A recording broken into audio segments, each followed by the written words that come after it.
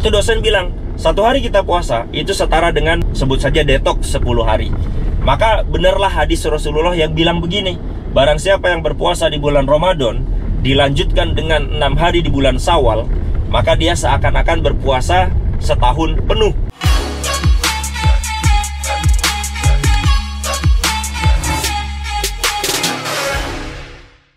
Bismillahirrahmanirrahim. Assalamualaikum warahmatullahi wabarakatuh. Selamat pagi teman-teman. Semoga semuanya sehat walafiat ya, nggak kurang suatu apapun. Amin ya rabbal alamin.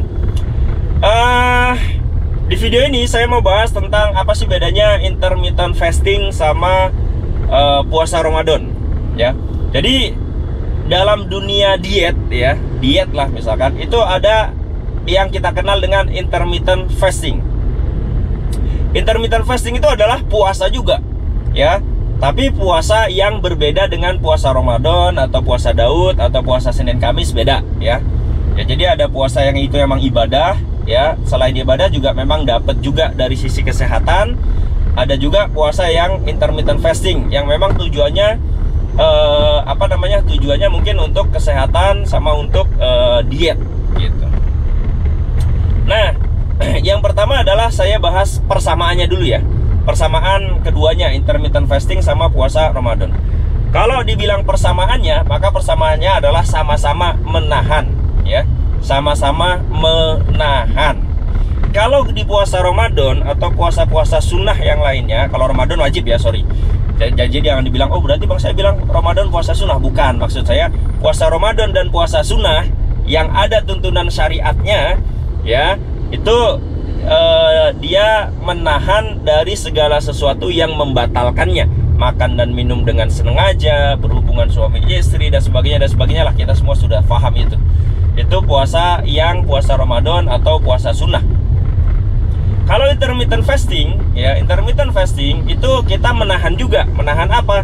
Menahan diri untuk tidak memasukkan segala sesuatu, makanan atau minuman ke dalam mulut kita, masuk ke lambung yang mengandung kalori. Jadi semua makanan dan minuman yang mengandung kalori itu kita tahan agar tidak masuk ke dalam tubuh kita selama kita intermittent fasting. Oke, itu persamaannya ya. Perbedaannya apa? Nah, sekarang kita bahas perbedaan. Perbedaannya adalah satu, jelas kalau puasa Ramadan, puasa sunnah itu ada pahalanya ya, itu ada pahalanya.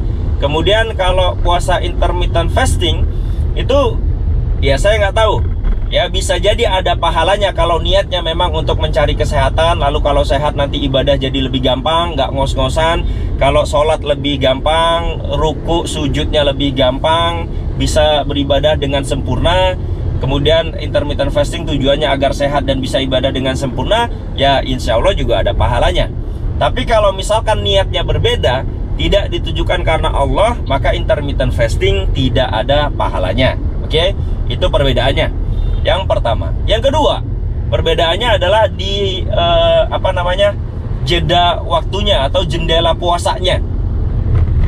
Kalau puasa Ramadan ya, puasa Ramadan, puasa sunnah, itu jendela puasanya adalah dari terbit fajar ya, imsak subuh sampai azan maghrib.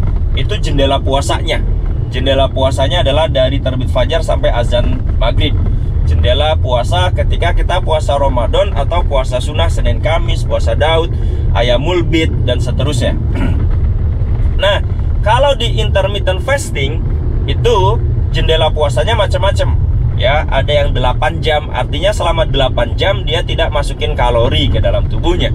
Ada yang 10 jam, ada yang 16 jam, ada yang 20 jam gitu ya. Jadi seperti itu ya, itu perbedaannya. Nah, kalau yang saya lakukan, saya intermittent fasting itu 16 jam, dari jam 8 malam sampai jam 12 siang. Nah, itu saya tidak masukin makanan atau minuman yang mengandung kalori. Tapi minum air putih masih boleh, minum teh tawar masih boleh, minum kopi tanpa gula masih boleh gitu. Itu perbedaan yang berikutnya ya, tentang jendela puasanya. Lalu perbedaan berikutnya lagi apa? Perbedaan berikutnya lagi ya mungkin di tata caranya aja ya. Di tata caranya dalam artian ya, kalau puasa Ramadan atau puasa sunnah itu ada rukun dan syarat sahnya gitu. Rukun dan syarat sahnya jelas gitu. Ada tuntunannya kalau dalam agama kita, dalam agama Islam, nggak boleh asal-asalan. Sedangkan kalau intermittent fasting itu nggak ada tuntunan syariatnya gitu, nggak ada tuntunan syariatnya ya. Cuma ya Rasulullah sering puasa juga gitu.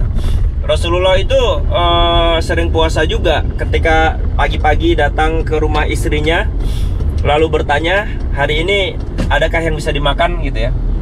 Ketika istrinya bilang nggak ada, oke, nggak ada misalkan gitu. Baik, kalau begitu hari ini saya berpuasa. Ada yang menafsirkan itu berarti Rasulullah hari itu berpuasa sunnah, artinya berpuasa sunnah. Oh, karena nggak ada makanan, oke, aku puasa. Dan di sini juga menjadi dalil bahwa kalau puasa sunnah itu boleh niatnya itu setelah subuh, atau misalkan ya pagi-pagi bangun, oh nggak ada makanan, ya udahlah aku puasa aja. Nah itu udah terhitung niat di puasa sunnah. Kalau di puasa Ramadan itu niatnya kan jelas ya, niatnya jelas itu sebelum terbit fajar, dari malam sampai sebelum terbit fajar. Nah itu kalau puasa Ramadan. Ya gitu ya teman-teman. Ini adalah persamaan dan perbedaan dari intermittent fasting. Ya, berpuasa Ramadan sama intermittent fasting. Nah teman-teman, sebenarnya kalau teman-teman bisa menjalankan puasa Ramadan, ini kayak kita sekarang nih, sanggup kan puasa dari pagi sampai nanti maghrib ya. Nah kalau kita perhatikan yang saya bilang tadi, maka puasa Ramadan, puasa sunnah itu jauh lebih berat daripada intermittent fasting ya. Jauh lebih beratnya kenapa? Karena kalau kita puasa Ramadan kan kita nggak boleh makan dan minum. Mau berkalori ataupun tidak berkalori nggak boleh minum, karena memang ini tuntunan dari Rasulullah, dari Allah ya. Ini adalah yang harus kita lakukan, dan kita sanggup kok gitu, sanggup dari pagi sampai maghrib nggak makan gitu ya. Itu berapa jam coba ya? Kita misalkan mulai berhenti makan setengah 5 kalau di Bogor, setengah 5 sampai setengah 5 sore 12 jam, setengah 6 13 jam ya, sekitar 14 jam. Jadi kita sekitar 14 jam ya, sekitar 14 jam kita itu nggak makan dan nggak minum selama bulan Ramadan. Sanggup nggak? Sanggup gitu. Buktinya kita bisa kok sampai full 30 hari kita puasa Ramadan. Jadi kalau misalkan ada orang yang bilang, aku pengen bisa kurus badannya, pengen bisa turun berat badannya, bisa kurus, bisa ideal, tapi aku nggak kuat nih kalau intermittent fasting. Nah itu sebenarnya bukan nggak kuat ya teman-teman, dia tuh berlindung aja dengan kalimat itu, nggak kuat gitu. Padahal kalau di bulan Ramadan kita kuat-kuat aja kok gitu loh. Kita kuat-kuat aja nggak makan dan nggak minum. Sedangkan kalau intermittent fasting itu jauh lebih ringan. Kita memang tidak makan apapun yang mengandung kalori, tidak minum apapun yang mengandung kalori, tapi masih boleh minum air putih, masih boleh minum teh tawar, kopi pahit boleh. Kalau kurang manis boleh pakai stevia. Jadi sebenarnya intermittent fasting itu sangat mudah gitu, sangat mudah. Apalagi kalau intermittent fasting itu sebagian besar jendela puasanya, intermittent fasting itu sebagian besar jendela puasanya ada di malam hari yang kita kondisinya tidur. Kayak saya misalkan, saya kan mulai intermittent fasting jam 8 malam sampai jam 12 siang. Artinya itu malam itu kan saya tidur, misalkan tidur dari jam 9 sampai subuh. Nah itu aja udah berapa jam saya tidur gitu kan.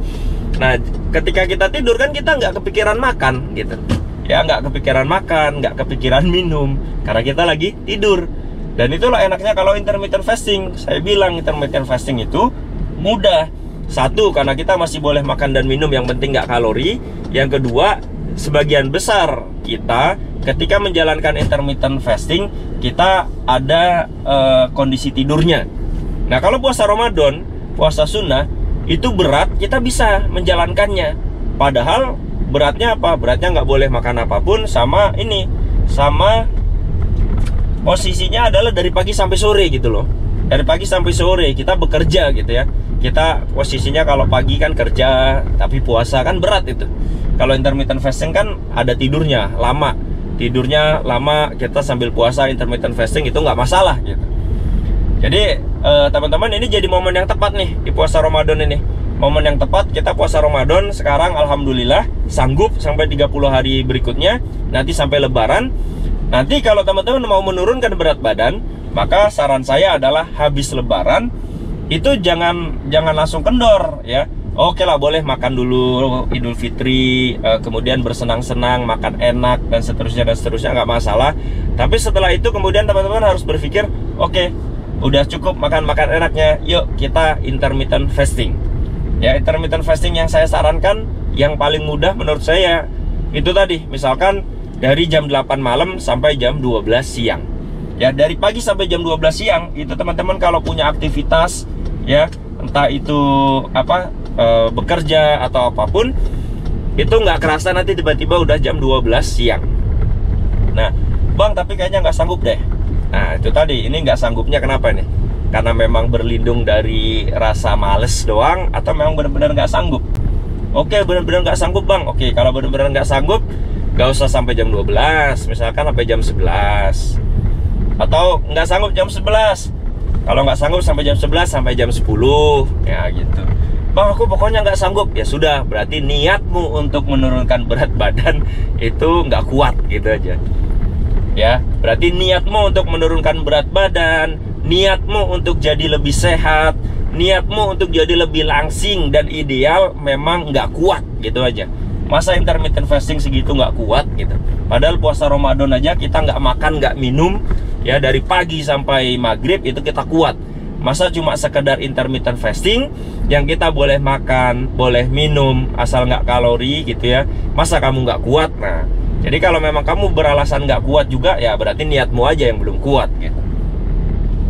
Intermittent fasting itu bagus banget ya. Intermittent fasting atau puasa Ramadan, puasa sunnah itu bagus karena ada penelitiannya teman-teman. Jadi kalau kita puasa 1 hari, tidak memasukkan makanan ke dalam tubuh kita dalam 1 hari, itu setara dengan pembersihan saluran pencernaan selama 10 hari. Jadi 1 hari kita puasa, nggak masukin makanan, maka pencernaan kita akan istirahat. Dan istirahatnya pencernaan kita itu setara dengan pembersihan, detox selama 10 hari. Saya waktu itu pas kuliah ada dosen yang ngomong kayak gitu. Ya, saya kuliahnya teknologi pangan, jadi membahas tentang makanan gitulah.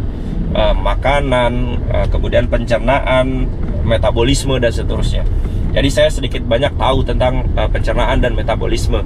Nah, itu dosen bilang 1 hari kita puasa itu setara dengan sebut saja detox 10 hari.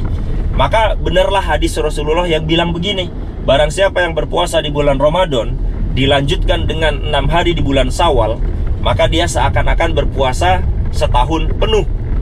Nah, konversinya begini, 1 hari itu 10 hari setaranya. Jadi 1 hari kita puasa setara dengan 10 hari kita detox. Jadi kalau kita puasa 30 hari, ya kita puasa 30 hari nih, dikali 10 hari, maka jatuhnya berapa? 300 hari. Jadi kalau kita puasa Ramadan full 1 bulan, itu seakan-akan kita detox atau memperbaiki tubuh kita untuk 300 hari ke depan. Kalau kita puasa selama 1 bulan full Ramadan. Lalu kalau ditambah dengan 6 hari di bulan Syawal, ya berarti 6 hari. Ingat, 1 hari konversinya 10. Kalau 6 hari berarti 60 hari. Ya, 1 bulan Ramadan udah 300, tambah 6 hari jadi 60, berarti 360. Ya, 360 itu berapa sih? 360 hari itu setara dengan 1 tahun. Makanya hadis Rasulullah itu benar, ya. Hadis Rasulullah itu benar yang berkata bahwa barang siapa berpuasa di bulan Ramadan full 1 bulan ditambah dengan 6 hari di bulan Syawal, maka dia seakan-akan berpuasa 1 tahun full. Nah, ketika Rasulullah ngomong begitu, belum ada tuh penelitian tentang bahwa 1 hari puasa setara dengan 10 hari detox, itu belum ada. Tapi Rasulullah bisa mengeluarkan kalimat itu, artinya luar biasa lah gitu ya. Nah, ini yang ingin saya bilang, bahwa pentingnya puasa itu bagus banget buat kesehatan kita. Di tubuh kita itu ada namanya autopagi, ya, autopagi ya nyebutnya ya. Autopagi itu adalah tubuh kita akan apa ya? Simpelnya tubuh kita itu sebenarnya bisa menyembuhkan segala macam penyakit yang ada di dalam dirinya sendiri kalau kita bisa menjaga tubuh kita dengan baik, ya. Nah, puasa itu menyembuhkan gitu. Makanya dalam Islam itu kan puasa itu adalah penyembuh gitu ya. Puasa itu menyehatkan. Rasulullah itu termasuk orang yang sangat rajin berpuasa. Banyak hadis-hadisnya.